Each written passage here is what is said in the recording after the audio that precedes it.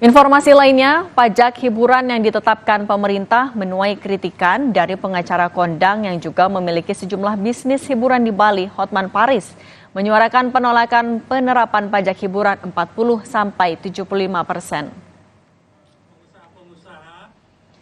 Hotman Paris bilang penerapan pajak hiburan tidak logis dan tertinggi di dunia. Hotman berharap Presiden Joko Widodo dapat menunda penerapan pajak hiburan dengan mengeluarkan peraturan pemerintah pengganti undang-undang atau Perpu. Selain itu, seluruh jasa layanan hiburan juga harus melakukan pengajuan judicial review atau uji materi ke Mahkamah Konstitusi. Sebelumnya, pemerintah mengeluarkan Undang-Undang Nomor 1 Tahun 2022 tentang hubungan keuangan antara pemerintah pusat dan daerah (HKPD). Pajak hiburan dipungut oleh pemerintah kabupaten, kota dan dibayarkan oleh konsumen atas barang atau jasa tertentu (PBJT).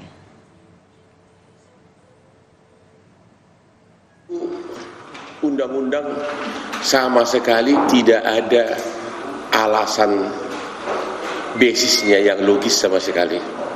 Karena apa? Itu pajak tertinggi di dunia. Nggak ada negara dimanapun di dunia yang pajak hiburannya adalah 75%. Apalagi ini menyangkut kehidupan rakyat bawah. Ya, misalnya spa. Spa itu kan untuk kalangan UMKM, kalangan ekonomi kecil. Yang mereka tidak pernah praktis, mereka tidak pernah menikmati manfaat pajak selama hidupnya, selama berbisnis. Sementara itu, selebritas sekaligus pemilik tempat hiburan Inul Vista, Inul Daratista juga memprotes pajak hiburan naik hingga 75%. Dalam unggahannya di akun resmi Instagramnya, Inul bercerita saat ini kondisi karaoke keluarga miliknya sepi, bahkan di akhir pekan. Dalam unggahannya, Inul meminta pemerintah untuk membedakan izin dan aturan pajak untuk karaoke keluarga dan klub malam. Mengingat dari sisi pendapatan, keduanya sangat jauh berbeda.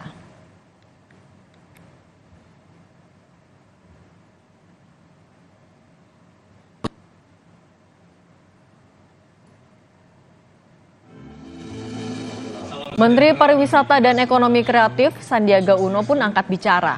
Sandi meminta pemerintah daerah menunggu hasil judicial review dari Mahkamah Konstitusi sebelum menerapkan pajak hiburan. Sandiaga Uno mengaku kenaikan pajak hiburan merupakan isu sensitif dan bisa berdampak langsung menurunnya wisatawan di Indonesia. Pintu komunikasi membahas polemik pajak hiburan juga masih terbuka.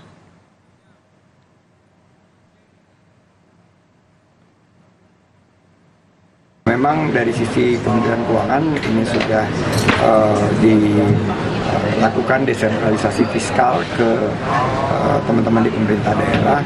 Namun yang perlu kita sadari bahwa industri pariwisata dan ekonomi kreatif ini menciptakan lebih dari 40 juta lapangan kerja. Jangan sampai ada gelombang kesulitan yang diakibatkan oleh pajak yang timbul.